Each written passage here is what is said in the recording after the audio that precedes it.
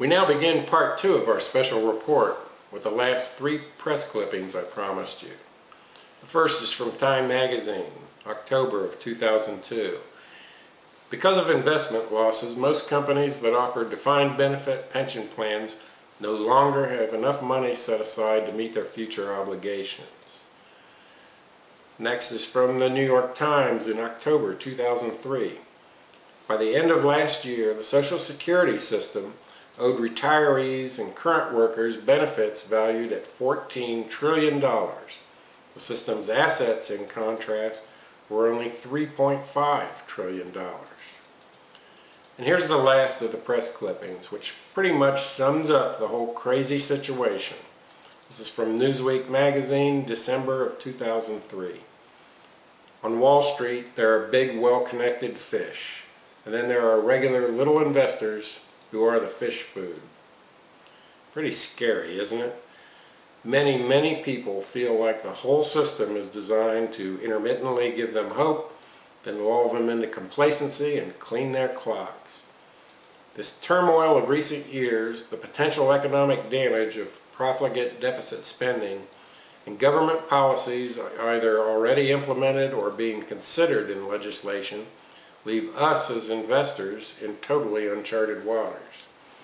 While typically a pretty optimistic individual, I can't help but feel like we are collectively looking down the barrel of a very large caliber gun. But what can you do? After all, despite all the scandals and mishandling of your money by brokers, mutual fund executives, and even the government, it's not like you can put your cash into your mattress and expect it to grow to meet your future needs. And stuffing cash in your mattress is about as productive as investing in treasury bills, as I film this yielding 1/4%, where your money will double every 288 years. 288 years? What do you think you'll be able to buy with your profits at the end of these 288 years after adjusting for inflation? It's a bad joke, and the joke is on us. We're not in Kansas anymore.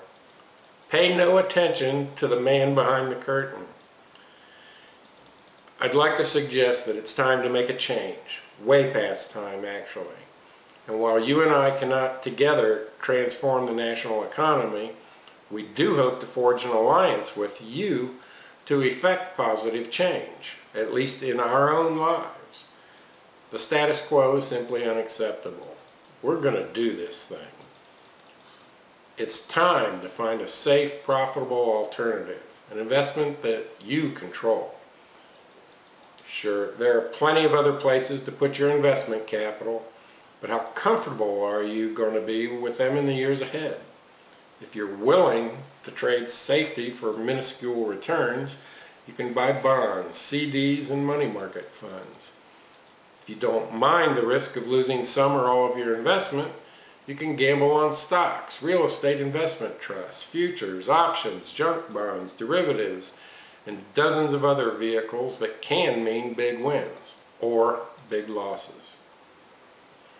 But forget for a moment what you know about your investment options and pretend that you were allowed to design the perfect investment.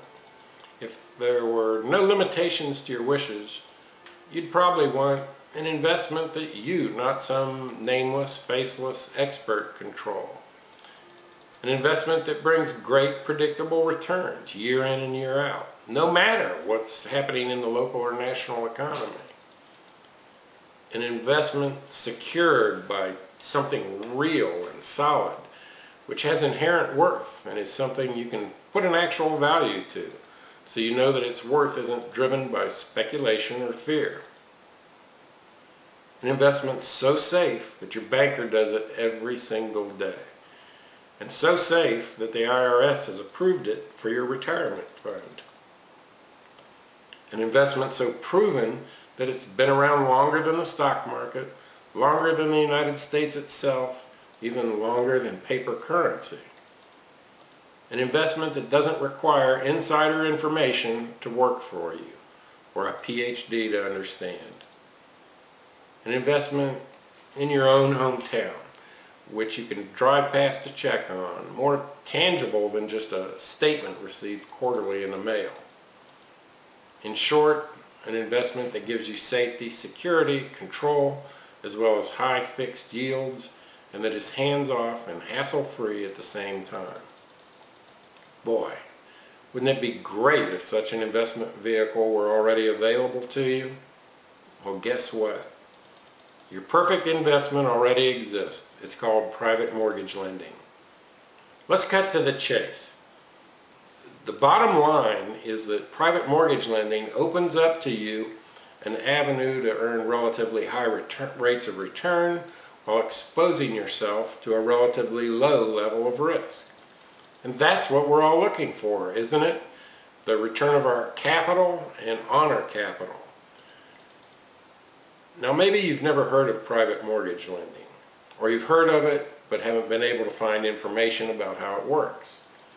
That's because even though tens of thousands of Americans are already investing in private mortgages, and the overwhelming majority of them own real estate themselves, hardly anyone talks about it.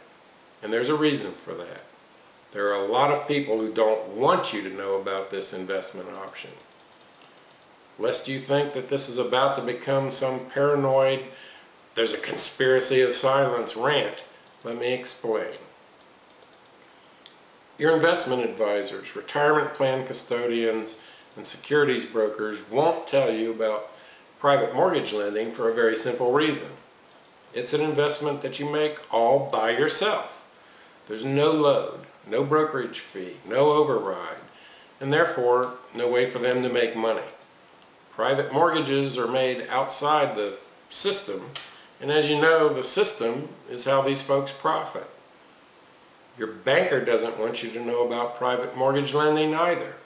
That's because as a private mortgage lender, you are a competitor for the most profitable product a bank offers, and a dangerous one at that.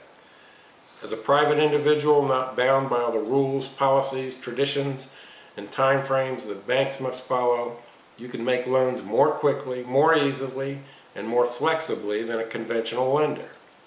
This makes you far more attractive than any bank to a certain type of high-volume borrower, and makes you the lender of choice for some of the bank's best customers. And your friends and acquaintances who are already investing in private mortgages don't really want you to know about them either.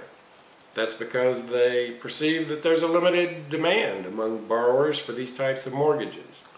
If you jump on the bandwagon and start making these profitable, safe investments, there won't be enough to go around for them. But trust me, the demand for private mortgages is practically bottomless and largely untapped. I'll explain more about that later. This concludes the second portion of our special report. In part 3, we will begin answering some critical questions about this opportunity. You won't want to miss this, so be sure to click on the link to part 3.